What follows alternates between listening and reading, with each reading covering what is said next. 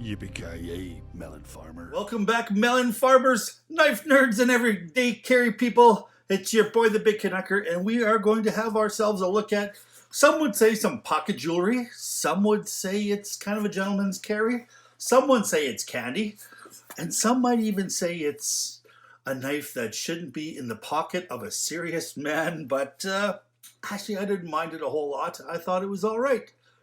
We are talking about the WeKnives 606 CFC, which stands for, I think, carbon fiber something. I don't know what the C stands for, but the 606 is a titanium frame lock with S35VN. But let's have a look at this at the tabletop. Before we do, please don't forget to hit the old subscribe button, hit the like, share, comment. It's all about algorithms now. I'm not sure what an algorithm is, but on some sort of YouTube thing. I'm an old fart, and so don't forget to help me spread my voice by hitting one of those things out there. Everything but the dislike. I'm just kidding. If you think I deserve a dislike, don't forget to hit that too as well. Let's go to the tabletop, folks. All right, what we have here is, I think, you know what, this is kind of a Canuck looking knife. I don't mind the looks of this at all. It can come in different ways too, as well, kind of a little bit different flavors. You can get them where this interior titanium is actually completely anodized. This one happens to be just the kind of the logo and the screws and stuff are anodized. I just think overall this is a really it's a knife that's kind of a conundrum in some ways. In other ways, it's, you know, some really excellent design. In other ways, it's some really kind of goofy ass design. So let's have a quick look at what the size would be. Now, you'd never think that this knife here is just a smidge smaller than something like the ZT 0562. As you can see here, if you put these two side by side, you've each got 3.5-inch blades, but the handle seems to be a little bit longer here on the ZT at 8.3 inches, where this one here is absolutely is just right at 8 inches. We've got another one here that's kind of a big working man's knife, which is the Shaman. These are both kind of working knives, and this just seems like a knife that seems a whole lot larger in paper than it does in actuality, because both of these here, this is like 8.3 and this is 8.25 and this is 8, so just a smidge shorter than these two, but it does look like it's substantially quite a bit less of a kniff. So let's put these two away. That gives you an idea of the size. Let me get over here onto the so you got total length of 8 inches. The blade length is perfect 3.5 inches, which is, as far as I'm concerned, I think that's the perfect EDC size. Blade thickness is 0.16 of an inch. As you can see here, a lot of that transition right to the tip. So it is kind of a stout blade. This blade is really kind of a lot bigger blade than what you kind of think it is when it's in your hand. All right. Now they call it here a flat. I guess you'd call it a flat blade grind, but I think it's more of what they'd call kind of a high saber grind. And then it's almost got a little bit of a swedge here too as well. And you can see that there's a fuller right inside. Now this is a little bit of a weird grind that you have on here. You've got this, almost looks like it's, here you've got yourself, almost looks like it's fully flat ground, but then you've got a little bit of a bevel, and then that bevel lengthens here. And you can see, though, it is very well done on both sides. And I don't see a micro bevel here, so I think that was even kind of fully flat ground. All right, handle length here is 4.5 inches. The handle thickness is 0.56, which is just a smidge over half an inch. And I'm not sure if you can tell, but seems like these edges are radiused a little bit. So it is really comfortable in the hand, including this kind of a little bit of a clip here too. This clip is kind of radius too as well, so there's no crazy sharp edges on it. It fits in the hand fairly decently, but it just seems like a whole lot smaller knife in practice than it is on paper, if that makes sense. Now the handle here is carbon fiber and titanium, and I have to say that when they did this, they did a wicked job of it. I can't feel any difference at all. There seems to be no sort of kind of little lip or kind of little edge or anything like that. Even the titanium backspacer here is got a little bit of a, a rounded edge to it. The fit and finish, I think, on this knife is excellent, excellent, excellent, excellent. Now the weight is 3.68 ounces, which is, I mean, quite a bit smaller than something like this ZT0562, which is, 5.2 ounces and a whole lot bigger knife than this one. I could see this one here kind of disappearing in the pocket, and this being a real gentleman's carry that you would perhaps use on a Sunday, or go to church. You want to put a little something in your pocket. I think this is a very, very non-threatening, especially when you got like the little purple accents. I know that some people see a knife and they get a little bit freaky, but I think when they see kind of these purple colors, I think it's a little bit disarming. As far as I'm concerned, a lot of people maybe don't take knives that seriously that have that kind of stuff on there. Some people do, some people don't. Now it is right-handed tip up only. There is, even though it looks like perhaps you could kind of maybe put that in there, it's only right-hand tip up carry. Of course, it is the Reeves integral frame lock with an insert there, and I don't know.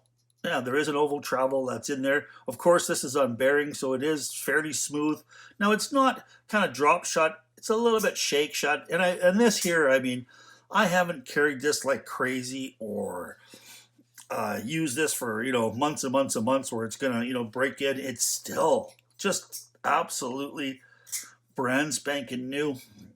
Now, I would say the overall fit and finish on this knife is excellent.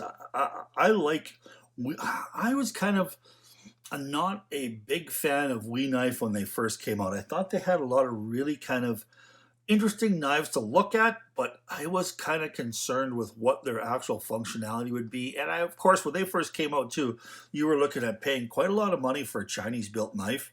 And that seems to have kind of gone away a little bit. I mean, especially with stuff like Riat out there. I've got some Riat knives that are among my absolute favorites that are built in China. Whatever they're doing out there, if they continue to do that, their knife community or their knife reputation is crazy good. I mean, yes, you can get some stuff out there that is cheaply built, but the WeKnife Co. Riat, stuff like that, they are excellent, excellent companies, and I'm becoming so much more impressed with it every day. Now let's go into this braid a little bit. Of course, you've got this little bit of an eye.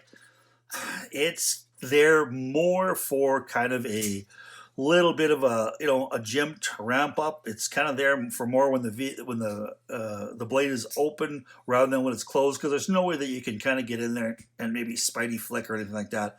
It is simply there for when the knife is open. Now, speaking of opening, WeKnives have got this detent dialed in and this little flipper tab too as well. And you can see here, this comes out a little bit. So the flipper tab is a little bit of a pocket pecker here, but once you've kind of got you draw a straight line down there, there's really not a whole lot of flipper tab that's hanging out that's past this point. And it rockets out and it does not fail whatsoever. I'm sure that if you you could find a way to make this fail just like everything else, but I haven't had this not blast open every time I've kind of light switched it. I don't know if it's that kind of a push button. It's more kind of a light switch than it is a push button. But to me, the detent and the pivot is completely dialed in. It is fantastic. Now, it's not all roses, of course. I mean, there are some issues. I mean, the fact that it does have this big lanyard thing on the end is a huge plus for me.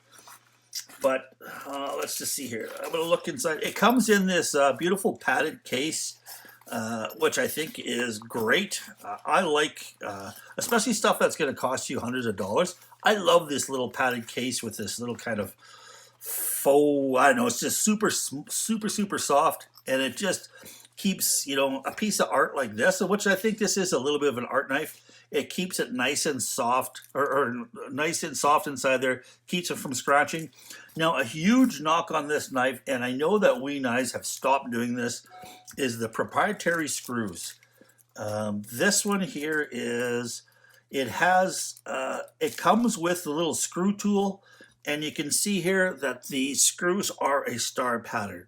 So it looks like it's probably the same screw all the way throughout the knife, whether you're going to take that off or adjust the pivot, or it looks like the carbon fiber on there is attached by this. Not only is it probably glued in there, but these little stars. So that's a big knock on there, because I mean, if you happen to take this tool and you strip it or something like that, or you strip a screw, you can't go down to your hardware and get yourself a screw. You have to go to WeKnives, and whether or not they even have one there or not, that's kind of a knock. But I mean, this is not going to be, I think, your hard knife tool like something like this ZTO562. This is going to be a hard knife tool that's going to need, like, see, it's even got pocket lint right on it. You're going to carry the heck out of this one. You're going to beat the hell out of it. And when you want to open it up and clean it out, it's got some Torx screws there. You're ready to rock and roll. Where this one here is going to need some servicing, maybe every couple, 3, 4, 5 years, if ever. I mean, if you're using this knife to, if you're a carpenter and you're using this knife to sharpen your pencil and cut linoleum and stuff like that, well, I guess, that tool is going to get worn, and you're going to probably end up stripping a screw, and you're going to be kind of a little bit PO'd. But where this knife is going to really, really excel is just by looking good, being in your pocket on a Sunday, going to your local church on a Sunday or to a wedding and throwing this in your pocket. I think you're going to absolutely enjoy the heck out of this knife that way. So I think, you know what, another knock on this is these proprietary screws along the bottom.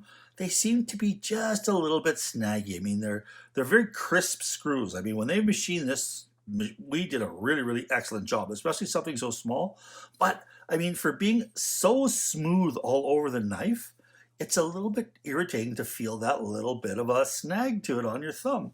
I mean, it's just one thing that I noticed right away. I mean, it's not the end of the world where it's going to, I mean, I'm not going to, stick this in my pocket and take it out and just not carry it because it's got a little bit of a screw, a little bit of a snag to it on your thumb. It's just one of those things that takes away from the overall 100% enjoyment of this knife. Now, on a scale of 1 to 10, I mean, fit and finish, overall design, a lot of these things, I mean, it's excellent, but it loses in something like, with these proprietary screws, a little bit of a snag.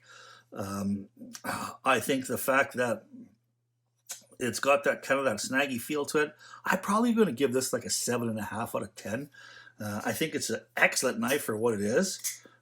It's just kind of maybe a piece of a pocket jewelry, I think. And I think that's where it's going to really, really excel. So I am going to probably put this out for sale. I'll give you guys kind of first crack at it. If you made it to this long, send me a message. First guy to message me who wants this, I'm going to sell to you probably for $220 Canadian shipped. That'll probably be shipped in anywhere in Canada or the continental United States. If it's not too expensive and you live outside of that, I would ship it out to you too. I mean, France or Iceland, as a matter of fact. I've shipped a knife out to Iceland, and it wasn't that bad, actually. So if you're out of those two countries and you still want to take a go at it, just let me know. If you're in the States, you'll have to do PayPal, friends and family. But if you're here in Canada, I would prefer the electronic funds transfer. So that's $220 Canadian shipped, and I think you're getting a great knife for that. All right. Thanks so much for stopping by, you guys. I appreciate it so much. Please stay safe out there. Keep your stick on the ice, the shiny side up. This is the Big Canucker saying adios.